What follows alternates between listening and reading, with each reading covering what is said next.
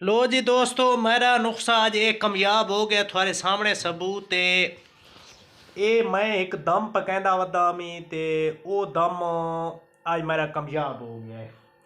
वो दम इन कामयाब हो गया है कि उड़दी छपाकी जड़ी आई ना, उड़दी छपाकी उस ते मैं दम पड़ा है ते पानी दा डोलका मैं तले रखा आई। जहाँ मैं फूका रिता है वो बत्ती उस चोंड ते आई, लेकिन आन डठी पानी दे डोलके च आई। इसका मतलब है मेरा दम कामयाब हो गया है।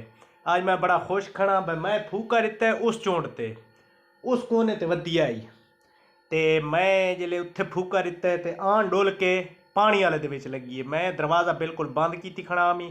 मैं आखा आई देखा अपने दम नू आजमाने है ते मैं जहाँ फूका दिता है ये सबूत है थोड़े सामने।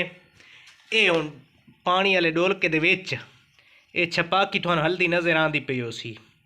इसका मतलब ये है भाई आज मैं कामयाब हो गया छपाकी नू ढावण ते उंजे ही छपाकी जड़ा है ना, मैं मुट्ठी नाल ही मारी हुई है, हाथ च घुट के ही मारी हुई है। उड़दी छपाकी नहीं मैं नप्पा होया है।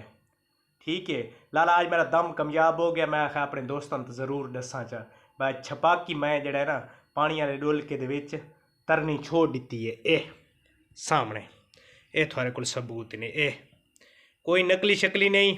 इस हूँ मैं बाहर पलटे सा थोन दिखे सा ये तड़पदी थोन नज़र आ सी। इस हूँ मैं बाहर पलटन वैंदा पिया उत्थे थोन दिखे ना। हाँ तो दोस्तों देखो ये छिपकली जेड़ी है इस हूँ मैं बाहर पलटन वैंदा पिया थोड़े सामने थानू सबूत दे सा। ये देखो डोलके दे विच इस हूँ मैं पलटे सा पलट के छिपकली जड़ा है ना थानू आपे दिस वैसी।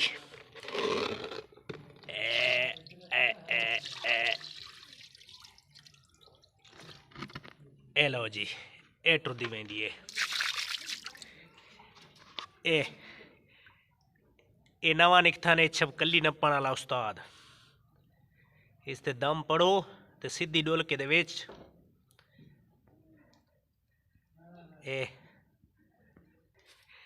एडे वने, लेकिन मैं इस हुण मरींदा ना।